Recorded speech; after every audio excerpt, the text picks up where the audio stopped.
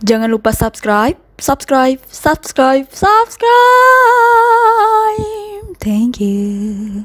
Assalamualaikum warahmatullahi wabarakatuh. Halo teman-teman, kembali lagi bersama saya Elia Dam. Oke teman-teman, sekarang kita lagi bersama dengan Aditya Eskilo, di mana dia akan memberikan tips-tips debat kepada kita semua. Gimana sih cara kita berdebat, ya nggak sih Dit? Iya. Oke. Jadi gini guys, dia lagi agak malu-malu ya. Nah teman-teman, biar lebih santuy, kita coba kenalan dulu dengan Adit nih. Ayo, silakan Dit. Halo tes, perkenalkan nama saya Adit dan sekarang saya mahasiswa di Universitas Negeri Gorontalo semester 6. Keseharian sama sih seperti mahasiswa pada umumnya ya, kuliah, kerja tugas. Terus ada beberapa tambahan aktivitas seperti aktif di organisasi. Terus sekarang saya lagi mempersiapkan diri untuk mengikuti untuk kedua kalinya mengikuti ajang Mawapres di tingkat universitas. Sekarang masih apa ya? Si jomblo. Iya begitu. Masih cari-cari buat referensi ya, turun ke lapangan tapi ada corona jadi nggak jadi turun ke lapangan. Jadi studinya studi pustaka saja. Nah, jadi gini teman-teman. Kemarin Elia pernah bikin Q&A tentang apa sih yang pengen kalian tahu tentang debat dan tips menjadi debater misalnya ya. Dan langsung aja, kalau kemarin kalian nggak tahu siapa yang akan menjelaskan ke kalian. Jadi kita udah kedatangan Aditya Eskilo untuk menjelaskan ke kita semua gimana sih tips menjadi debater dan tips untuk debat. Nah, tapi sebelumnya nih Dit, kita pengen tahu dulu gimana sih pengalaman kamu menjadi debaters dan gimana sih kamu bisa sampai dengan saat ini. Kebetulan kemarin teman-teman dia menjadi speaker terbaik di Makassar ya, se-Sulawesi. Jadi kita kemarin di lomba debat sama-sama, kebetulan ya kita setim, dan kemarin itu lomba debatnya di Makassar yang dilaksanakan oleh Dikti. Dan alhamdulillah UNG yaitu Adit sendiri mendapatkan the best speaker pertama ya, Masya Allah ya, luar biasa. Aku keberapa Dit kemarin? Ketujuh ya, ketujuh. Bayangin Adit pertama se-Sulawesi, terbaik se-Sulawesi. Nah kita mau dengar dulu nih Dit, tapi itu aja aku kasih bocoran siapa si Adit ini dalam lomba debat. Nah kita belum tahu nih pengalaman nasionalnya seperti apa dan lain-lain. Ceritain dong gimana. Jadi saya tuh ikut debat awalnya sudah dari SMA kelas 10. Waktu itu kan terbilang sebagai siswa yang lumayan aktif di kelas.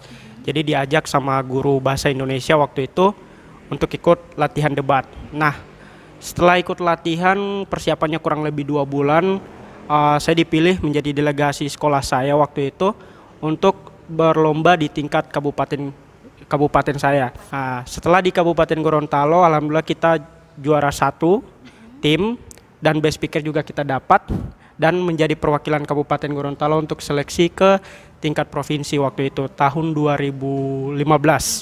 Nah di tahun yang sama juga kita berhasil juara 1 tim, tapi sayang sekali karena yang bakal dikirim ke mewakili ke tingkat nasional itu best speakernya, jadi yang dikirim hanya kakak kelas saya.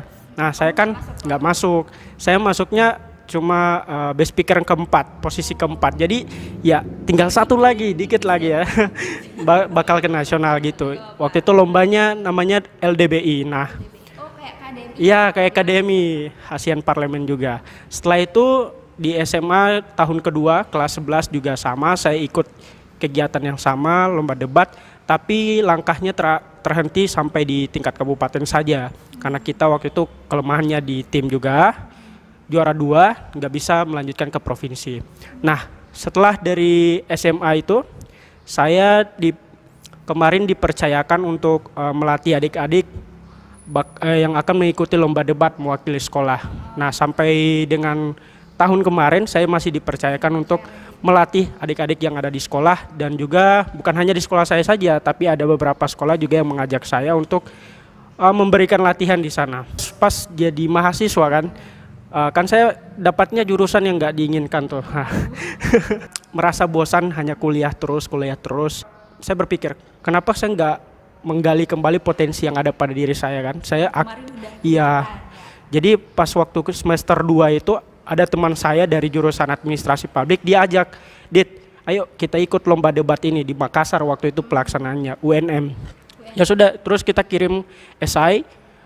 Waktu itu topiknya tentang pemilu, jadi kita kirim esai waktu itu di UNM, dan alhamdulillah kita lolos, terpilih menjadi salah satu dari 8 delegasi finalis yang akan berlomba di UNM tersebut.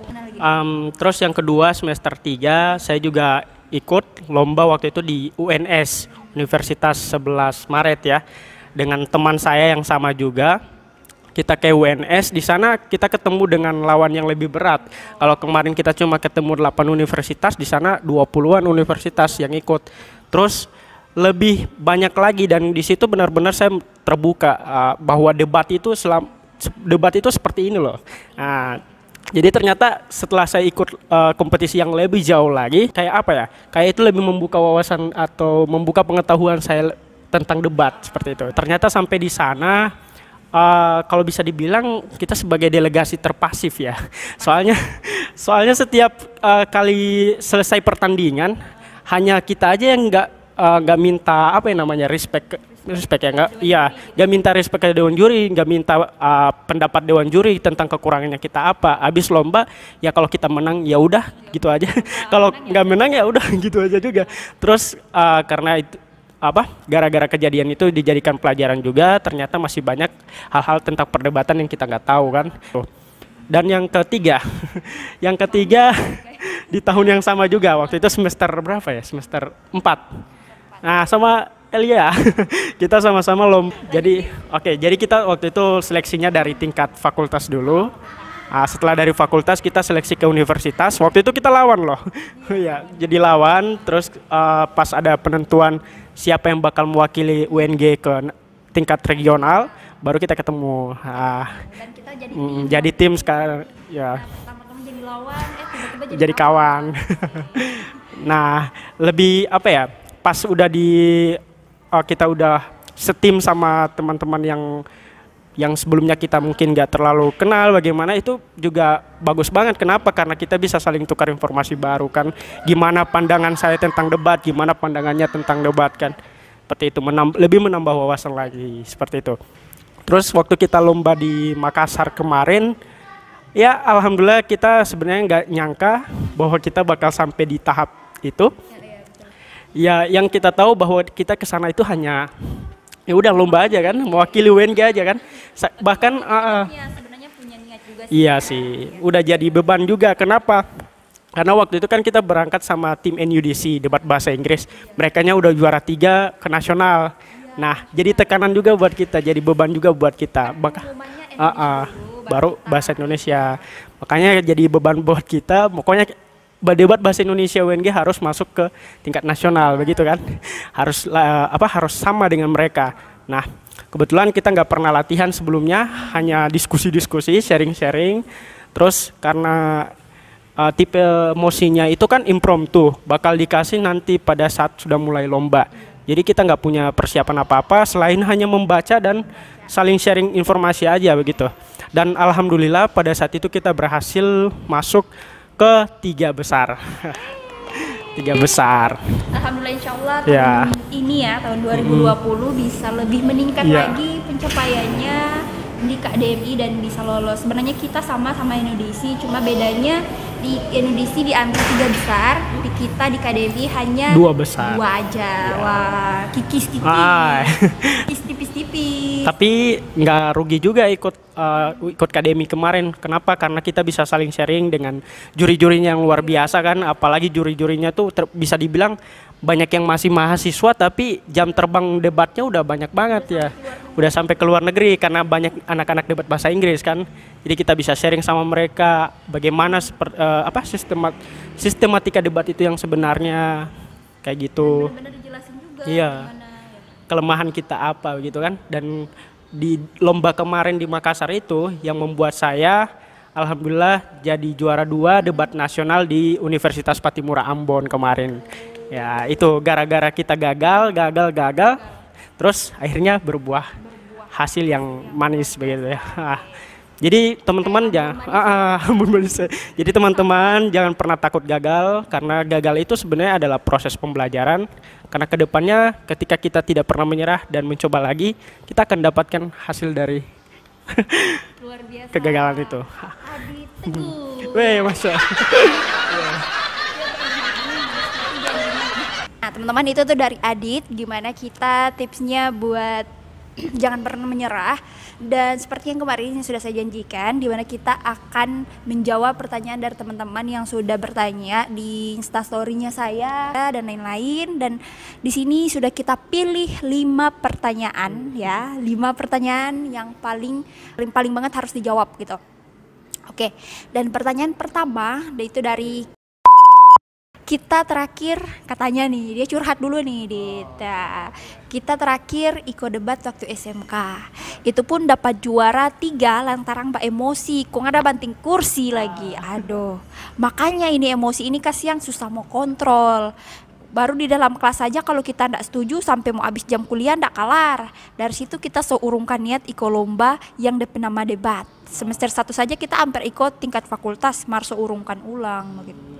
Dia lagi curhat guys, kalau nggak tahu bahasa itu, pokoknya dia intinya dia bilang bahwa dia pengen sebenarnya ikut debat, cuman emosi yang nggak ketahan.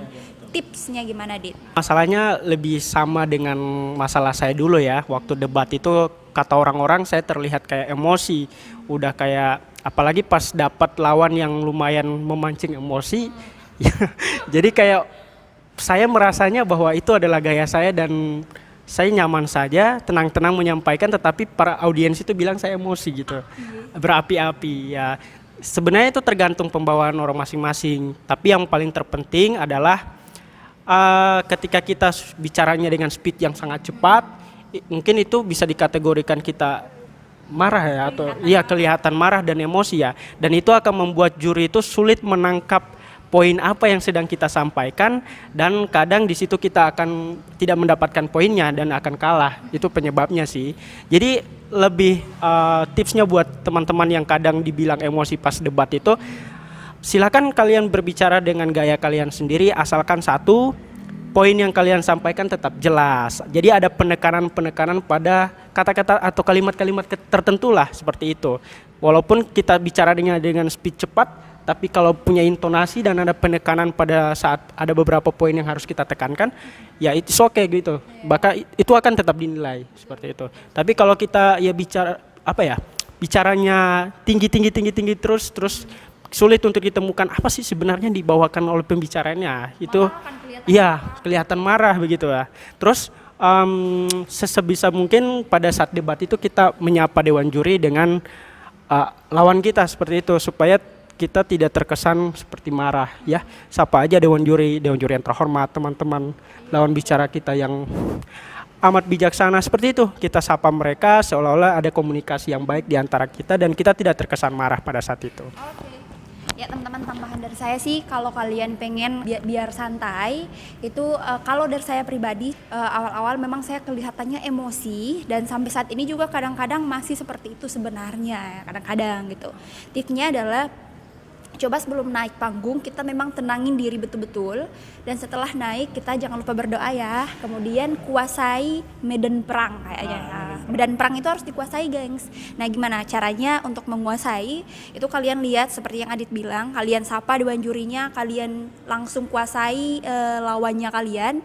Lihat aja, tatap aja mereka gitu. Nggak usah takut-takut tatapnya, dan percaya bahwa apa yang kita bilang tuh adalah sesuatu yang benar-benar kita percaya gitu. Tapi jangan kelewatan percaya diri. Tiba-tiba kalau kalian kelewatan percaya diri, kalian lebih mementingkan pendapat kalian sendiri tanpa mempertimbangkan pendapat orang lain, itu akan menjadi suatu bumerang buat kita. Oh, kita kan benar gitu. Jadi ini yang cara mempertahankannya yang salah. Jadi perlu adanya pembelajaran bagaimana cara mempertahankan pendapat dengan anggun. Nah, gimana yang itu kita coba balik ke yang tadi, gimana kita harus menguasai medan perang. Oke, lanjut nih ke pertanyaan kedua, Dit. Nah, teman-teman, pertanyaan keduanya ini dari Rahmatia. Rahmatia tanya nih, Dit. Dia curhat dulu sedikit, saya suka Kak ya, tapi bingung harus mulai dari mana. Maklum lah nggak punya pengalaman sama sekali gitu. Harapannya sih bukan hanya tips, mungkin bisa dibarengi dengan pelatihan untuk kalangan serba kekurangan ini. Gimana? Oke. Jadi perlu kita ketahui ya, semua orang itu berasal dari tidak ada pengalaman. Nah, adanya pengalaman karena dia berani mencoba, begitu kan? Jadi buat teman-teman yang pengen ikut debat, suka, tapi masih kayak masih ragu dan malu-malu begitu, lawan rasa ragu itu dan ayo salurkan bakatmu kalau kamu benar-benar pengen dan ada bakat debat yang sebenarnya sangat-sangat disayangkan kalau tidak digali ya. Terus tadi katanya jangan cuma tips Kak, tapi kalau perlu pelatihan. Nah teman-teman semua, siapa namanya? Rahmatia ini fakultas apa ya? Oh pertanian. Begini Rahmatia. Jadi saya itu mendirikan forum debat Fakultas Ekonomi namanya TFM Gobel. Kita di sana latihannya tiap minggu, tapi karena masih ada wabah corona jadi kita masih stop dulu. Nah, kita latihan di sana itu setiap minggu kita latihan debat, terus bagaimana tips-tipsnya, terus kita evaluasi apa kekurangannya. Kalau si Rahmatia pengen gabung, ayo silakan datang. Itu bukan hanya untuk mahasiswa Fakultas Ekonomi, terbuka juga untuk umum seperti itu. Atau juga kalau teman-teman yang ada di UNG pengen latihan debat, silakan datang ke UKM Literasi. Di situ banyak anak-anak debat yang bisa melatih teman-teman. Dan jangan lewatkan tuh kesempatan emas sebenarnya tuh ya. Untung aja aku udah semester 8. Kalau nggak semester 8 nggak gabung lagi. Udah tua say. Nah lanjut teman-teman. Ini pertanyaan yang ketiga dari Nikmal. Halo Nikmal. Kayaknya kenal nih ya. Oke, nggak asing nih nama nih. Aku bacain dulu pertanyaannya. Kalau dapat mosi di posisi 20% dan lawan di posisi 80%, gimana tuh bisa menangnya? Ini ahlinya aja deh yang jawab ya. Sebenarnya kalau menurut saya ya, semua mosi itu posisinya 50-50. 50% berada di pro dan 50% berada di kontra. Tapi terkadang ada mosi yang kalimatnya kayak lebih berpihak ke pro begitu, kayak lebih berpihak ke kontra seperti itu. Nah, disitulah peran dari critical thinkingnya kita sebagai debater sebenarnya menyikapi mosi itu. Kadang kita lihat bahwa mosi ini wah kayaknya lebih berpihak ke pihak lawan nih. Padahal itu lebih menguntungkan kita kalau kita benar-benar kritis dan kita bisa mencari subjek dan objek mosinya. Nah, jadi gimana gitu. Cara mencari subjek dan objek mosinya. Jadi seperti ini. Ada contoh mosi ya yang kita dapatkan kemarin. Sebagai masyarakat internasional, Dewan ini menyesali keputusan Brunei Darussalam dalam menerapkan hukuman mati atau rajam kepada LGBT. Nah, bagaimana cara melihat objek dan subjek mosinya? Yaitu kita lihat dulu.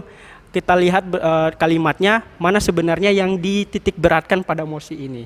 Nah, kalau mosi yang tadi itu lebih dititik beratkan kepada hukuman matinya atau hak asasi manusia yang dilanggar di situ. LGBT-nya hanya sebagai subjeknya. Jadi walaupun jadi LGBT itu bisa diganti dengan apa saja seperti itu. Itu hanya seperti apa ya namanya? Pokoknya inti pembahasannya itu adalah tentang hukuman mati, keputusannya itu. Ya. Selain critical thinking, perbanyak referensi sih. Banyak baca supaya kita ketika menemukan kalimat yang seperti ini, mungkin karena kita kurangnya pengetahuan kita ke hal itu, jadi kita bilang bahwa ini lebih berpihak ke mereka. Padahal kalau kita benar-benar tahu dan kita benar-benar pikirkan itu secara matang, analisa baik-baik, maka walaupun jangankan 80-20 ya, 99-1 pun bisa jadi kita yang menang ya. Asalkan kritis seperti itu. Jadi kuncinya adalah apa yang kita sampaikan adalah apa yang ada di kepala kita, dan apa yang ada di kepala kita adalah apa yang kita baca seperti itu. Kita baca, kita dengar, dan kita amati. Jadi seperti itu. Pertanyaan selanjutnya dari Ramdan. Halo Ramdan ya. Ramdan bertanya tentang Assalamualaikum warahmatullahi wabarakatuh Kak. Waalaikumsalam warahmatullahi wabarakatuh. Nah, kalau tips agar supaya bisa lebih jeli dalam membaca mosi dalam perdebatan itu bagaimana Kak? Gitu. Nah, iya Kak, bisa nggak sih sekalian aja dengan penguatan argumen dalam perdebatan dan tips meyakinkan juri atas argumen yang kita lontarkan gitu. Oke. Bagaimana supaya jeli terhadap mosi ya?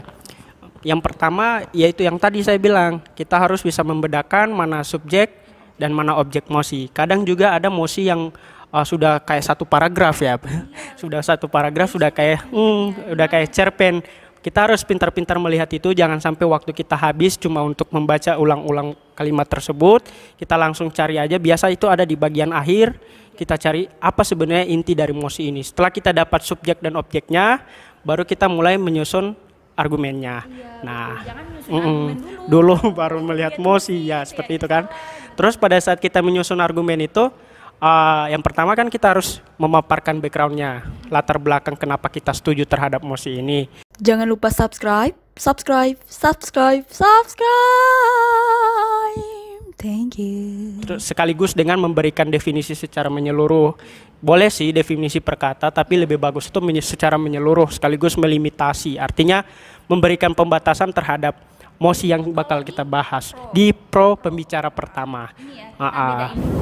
Pro sama kontra. Jadi pada oke.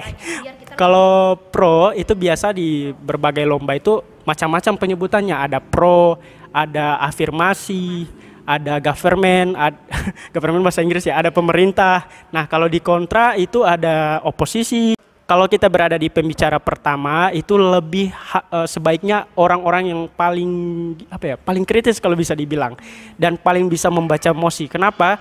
Karena dia adalah penentu di jalannya perdebatan seperti itu. Jadi dia harus harus memberikan definisi secara menyeluruh dulu. Terus salah di dia maka itu bakal sangat berdampak kepada pembicara kedua dan ketiga seperti itu. Terus setelah kita memberikan limitasi dan definisinya, melimitasi yang benar itu artinya harus adil ya, harus fair ya, harus seimbang antara si pro pihak kita dengan si kontra, supaya nggak diberikan limitasi kembali oleh mereka. Terus yang berikut kita lihat ketika mosi itu dia dalam ranah yang sangat luas, kita memberikan limitasi dalam satu ruang. Misalnya ada mosi kayak gini, Tentara Nasional Indonesia tidak akan bertahan selama 1 minggu. Nah, itu kan mosi yang agak kayak luas banget ya kan, pembahasannya kita nggak tahu apa sih sebenarnya akan kita bahas di sana. Nah, itu fungsinya untuk melimitasi supaya perdebatan itu lebih terarah. Jadi pemberian limitasinya adalah bisa menambahkan kata, bisa juga mengurangi kata. Untuk yang mosi kali ini kita bisa menambahkan kata di situ. Misalnya, Tentara Nasional Indonesia tidak mampu bertahan selama 1 minggu pada saat terjadinya perang. Nah, ketika sudah kita berikan limitasi tambahan kata seperti itu kan, maka ya jadi jelas perdebatan kita ini mau kemana, ke arah mana. Kalau kita nggak beri pembatasan, bisa aja ada yang membahas tentang pada saat perang, ada yang membahas pada saat persoalan alutsistanya, yang lain-lain, pokoknya macam-macam bakal muncul dan tidak akan terarah selama debat itu. Kita masih tugas pembicara satu nih, harus memaparkan backgroundnya, latar belakang kenapa kita setuju seperti itu. Setelah kita memaparkan kenapa kita setuju, masuk kepada solusi atau proposal yang akan kita ajukan terhadap mosi. Ini yang paling penting nih. Kita itu debat ya sebenarnya memperdebatkan proposalnya, solusi kita antara solusi si pro dengan solusi si kontra, mana sih yang lebih baik seperti itu, mana sih yang lebih efektif dan bisa memungkinkan untuk diterapkan. Nah, walaupun hanya 1-2 poin aja lah untuk pembicara pertama, bawakan mekanisme dari proposalnya. Terus itu akan diperdalam lagi, akan lebih dikaji lagi oleh si pembicara kedua dari si tim pro ini. Dia akan memperluas argumentasi itu di kasus yang lebih banyak, dan bisa saja tadinya kita mengira bahwa mosi ini hanya berhubungan dengan politik, tapi ternyata ada hubungannya ke ekonomi, ke lingkungan, dan lain-lain. Nah, itu tugas si pembicara kedua. Nah, pembicara kedua harus banyak membaca, itu aja. Banyak membaca dan nonton berita itu. Karena dia ibarat apa ya, yang si pembicara pertama petunjuk, si pemberi petunjuk, pembicara kedua yang kayak menggerakkan seperti itu. Jangan lupa untuk menyanggah atau merespon lawan seperti itu paling penting. Terus jangan terlalu banyak merespon, karena kalau terlalu banyak merespon, juri itu bakal mengira bahwa kita tidak ada argumen tetapi hanya selalu menyalahkan lawan ya, seperti itu. Yang paling terpenting adalah penguatan argumentasi kita. Terus bagaimana supaya argumentasi kita kuat, Kak? Selama kita menyusun argumentasi itu waktu 30 menit case building, kita memikirkan kemungkinan-kemungkinan apa yang bakal disampaikan lawan. Nah, kira-kira lawan ini sebentar bakal menyampaikan apa ya? Bakal ini nih. Ketika dia menyampaikan ini, solusinya harus begini ya, seperti itu. Jadi kita harus menyampaikan itu pada saat pembicara kedua sehingga menutup kesempatan dari si lawan untuk menyampaikan argumen-argumen yang sudah kita perhitungkan sejak awal seperti itu. Nah, mulai dari situlah mereka tidak argumentasi kita itu akan semakin kuat. Jadi pada saat menyusun argumen kita tuh harus berbicara pada dua posisi. Jangan cuma pada saat pro aja, tapi kita juga harus memikirkan si kontranya bagaimana. Dan terakhir di pertanyaan kelima itu pertanyaan dari Siti. Halo Siti. Halo Siti. Siti dia bertanya tentang tips dan trik. Nah ini sekaligus ya menutup. Tips dan trik bagaimana supaya menjadi debater. Kita lupa loh pembicara 3 tadi. Oh iya, pembicara 3. Nah, pembicara ketiga itu tugasnya lebih kepada memberikan penguatan dan studi komparasi, membandingkan solusi kita tuh yang lebih baik dibandingkan solusi mereka, solusi lawan seperti itu. Nah, selain itu pembicara ketiga yang paling berat nih kayaknya, tidak bisa membawakan argumen baru dan juga tidak bisa merepetition atau mengulang argumentasi. Misalnya ketika kita sepakat bahwa pembicara kedua bilang menolak hukuman mati bagi koruptor karena tidak ada gunanya. Tidak ada gunanya tapi hanya akan membuat koruptor ini lebih berkembang biak seperti itu. Contohnya pengedar narkoba kan sudah pernah dihukum mati tapi narkoba nggak pernah habis. Nah itu kita bisa melakukan studi komparasi, artinya membandingkan bahwa hukuman mati seperti ini sudah pernah dilakukan tetapi tidak efektif. Nah kita bawa juga ke kasus korupsi, ternyata dari narkoba aja nggak efektif. Bagaimana kalau kita mau bawa ke korupsi? Pasti nggak bakalan efektif. Jadi seperti itu. Kita membanding-bandingkan lah. Terus memberikan penilaian antara tim kita dengan tim mereka. Seperti itu sih. Yang selanjutnya nih ada replay speech. Replay speech. Ini nih yang paling paling mendebarkan. Kadang kita kan replay speech itu kita nggak tahu siapa yang bakal membawakan replay speech. Biasa pembicara pertama atau kedua nggak bisa. Terus kita nggak fokus ke si replay speech ini. Jadi tiba-tiba pas udah dipanggil, kamu aja gitu. Jadi seharusnya dari awal udah dipersiapkan gitu. Nah untuk replay speech ini pertama dia harus memberikan penilaian perdebatan secara fair antara tim kita dan tim lawan. Keunggulan kita di mana dan kelemahan mereka di mana. Seperti itu harus kita paparkan. Terus mulai masuk kepada inti poin-poin yang kita angkat seperti itu. Apa yang berhasil kita angkat dan apa yang gagal mereka bawakan seperti itu. Setelah itu inti dari poin-poin argumentasi, kesimpulannya baru kita masuk pada penutupan dan dibarengi dengan pernyataan bahwa seolah-olah kita yang bakal menang gitu. Itu yang paling penting, kepercayaan diri ya. Slogannya kita di situ. Lanjut kita akan membahas tentang gimana sih pertanyaan terakhir dari Siti, gimana sih Kak tips dan trik biar jadi debater dan biar debatnya berjalan dengan baik gitu-gitu sih. Ayo. Oke, tips yang pertama adalah kamu harus berani dulu. Kebanyakan orang-orang itu atau mahasiswa punya kemampuan yang bagus atau yang baik di bidang public speaking, berbicara di depan umum, tapi pada saat berdebat kadang mereka juga ya kayak nggak bisa bicara ya.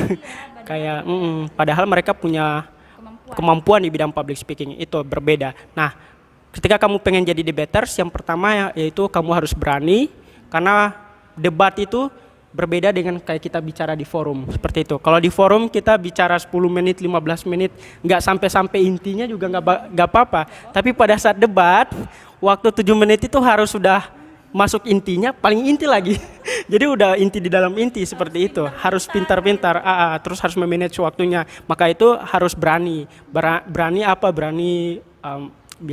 biasanya di awal-awal itu kita bakal malu gitu kan. Pada saat di debat kita kayak diam, kehabisan kosakata, apa yang pengen disampaikan seperti itu. Terus tips yang kedua, 5 menitnya itu 5 menit itu lama banget begitu. Apalagi pada saat kita kosong argumentasi gitu kan. Kita kan nggak bisa bertele-tele berputar-putar harus to the point apa yang bakal kita sampaikan. Terus tips yang kedua, Bentar, tips pertama aku mau nambah ini. Nah, buat teman-teman yang menjadi pembicara di saat debat, aku punya tips banget buat kalian. Entah kalian biasa menerapkan ini atau tidak. Itu kalau Elia pribadi, kalau debat, biar nggak kekosongan argumen, itu seringkali Elia tulis di kertas. Ini Adit mungkin punya juga tipsnya. Tulis di kertas itu poin per poin gitu, poin per poin. Jadi kita kayak, aku udah memprediksi terlebih dahulu, 5 poin ini akan saya sampaikan dalam 5 menit. Nah, kalau menurut saya 5 poin itu kurang maksimal atau misalnya waktunya terlalu berlebihan, kalau misalnya kita 5 menit gitu, ya udah Elia taruh 7 poin untuk waktu 5 menit. Nah, pentingnya untuk memberikan poin per poin ini, kita bisa setidaknya mengingat apa yang akan kita sampaikan gitu, walaupun nggak kita tulis secara kalimat karena itu akan makan waktu banget gitu ya. Jadi penting banget dalam case building nanti nggak tahu kapan. Case building itu kita membagi apa yang akan kita bahas. Setelah kita memahami mosi, kemudian kita menyusun apa yang akan kita bicarakan. Sebelum itu kita kan harus membahas kamu bawa apa nih gitu. Pembicara pertama kamu akan nyampein apa, pembicara kedua kamu apa, pembicara ketiga itu apa gitu kan. Itu penting banget. Nah, setelah kita sudah menentukan pembicara pertama mau apa, dua bicara apa, tiga bicara apa, kita langsung menentukan poin-poin dalam kertas ya, oke? Karena poin-poin itu penting banget biar kita tepat waktu. Dan misalnya nih, kalau kalian udah dalam podium, di atas podium, dan tiba-tiba kalian kayak waktunya kayaknya berlebihan deh, aku nggak bisa nyampe 7 menit nih, nggak bisa nyampe, ya udah kalian main aja ke intonasi. Kalau misalnya debat dan waktunya masih panjang, aku sering main di intonasi kayak misalnya Indonesia memiliki banyak sekali perubahan gitu-gitu sih, biar kayak udah apa lagi ya, kedepannya aku mau bicara apa lagi, asal gini yang paling penting. Boleh kayak gitu, menurut saya boleh aja. Yang penting apa yang kalian sampaikan itu berbobot, punya value dan punya nilai di mata juri gitu ya. Isi lah istilahnya itu, jangan sampai udah ngulur-ngulur waktu malah nggak ada isinya gitu, kosong. Oke, sip. Itu tipsnya banyak banget dari Kelia. Terus yang kedua, ketika kamu pengen jadi debaters, ya lagi-lagi, pokoknya saya nggak bakal bosan menyampaikan ini, kamu harus banyak membaca. Ya itu, karena pada saat debat itu kita lebih diutamakan, yang paling diutamakan itu adalah substansinya, isinya, kontennya. Maka dari itu kalau teman-teman jarang baca, nggak banyak yang teman-teman tahu, maka debat akan menjadi kayak hambar gitu ya, nggak ada isinya. Apalagi KDMI. Boleh-boleh aja kalian punya public speaking itu luar biasa, tapi yang paling diutamakan itu adalah substansinya. Ngomong apa sih sebenarnya? Iya, jadi retorika nggak terlalu diutamakan, tetapi yang paling terpenting adalah isinya. Kalau di dalam tim, yang pertama harus komunikasi jalan, tidak boleh kita sendiri-sendiri. Kamu pembicara 1, 2, 3 fokus, nggak boleh. Kita silakan mengerjakan apa tugas kita, habis itu kita kita diskusi.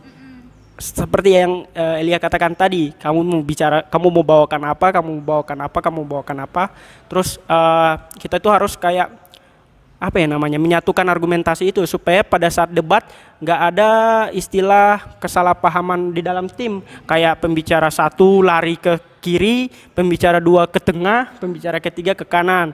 Terus pada saat debat juga kayak ada clash begitu, kayak saling menyalahkan, kayak misalnya kayak mohon maaf, maksud dari pembicara pertama, kayak kita bisa pada saat debat itu bisa saling meluruskan ketika ada yang keliru, seperti atau misalnya lawan salah tangkap terhadap argumentasi teman kita, pas giliran kita bisa meluruskan itu, bisa mengklarifikasi. Terus setelah kita komunikasi dalam tim harus jalan, kekompakan itu paling terpenting juga, walaupun kadang penilaiannya individu, kita juga harus tetap kompak, karena di mana-mana best speaker itu hanya berasal dari tim yang dapat juara. Seperti itu, nggak ada tim yang nggak masuk final atau tim yang dapat masuk 3 besar jadi best speaker, nggak ada seperti itu. Pokoknya best speakernya itu pasti berasal dari tim yang juara 1, 2, 3. Iya, 5 besar seperti itu. Nah, itu yang paling terpenting. Tugas tim itu penting banget. Di awal-awal kalau kalian pengen jadi best speaker, jangan merasa ya udahlah aku kan pengen jadi best speaker gitu. Terus mengabaikan kerjasama tim itu salah besar gitu. Dan kalian jangan saling egois ya. Iya. Misalnya pengen jadi best speaker, ya udah bangun dari awal sama-sama. Kayak hubungan ya teman-teman ya, harus dari awal. Iya. Ya teman-teman, kali ini tips yang terakhir mungkin dari Adit.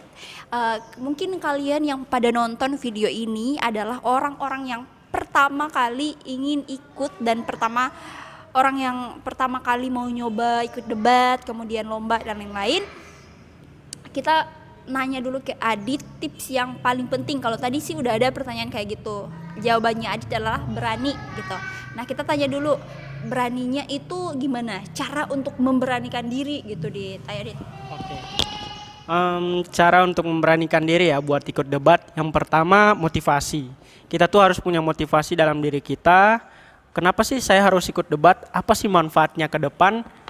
Kalau saya selalu untuk mengikuti sesuatu itu yang saya tanyakan ke dalam diri saya, sehingga berani untuk mengikuti hal-hal yang baru karena saya tahu apa manfaatnya ke depan, seperti itu. Nah, buat teman-teman nih yang pengen ikut debat terus ragu, apa sih manfaat debat ke depannya? Paling hanya membuat kita lebih banyak bicara aja ya kan. Nah, sebenarnya manfaatnya banyak. Pertama, kalau manfaat untuk diri kita sendiri, wawasan kita bakal bertambah luas. Walaupun misalnya ya, walaupun saya anak ekonomi, saya tidak lebih banyak bersentuhan dengan hal-hal, hanya lebih banyak bersentuhan kepada teorinya, tapi untuk yang implementasinya kadang saya nggak tahu begitu. Saya mempelajari tentang misalnya kasus Jiwasraya, ternyata itu adalah sesuatu yang sudah saya pelajari di kelas, hanya dibalut dengan kata-kata teori, dengan bahasa-bahasa yang hack language-nya, tapi pada saat debat saya baru tahu, oh ini ternyata yang saya pelajari ini, moral hazardnya seperti ini, begini, fraudnya, kecurangannya ternyata seperti ini. Nah, itu akan lebih berkembang pada saat kita mengikuti lomba debat. Terus bukan hanya di bidang ilmu kita saja, karena debat itu kan bukan hanya bicara ekonomi, kita juga bicara hukum, politik, pertanian juga, pokoknya segala macam kita bicarakan di situ.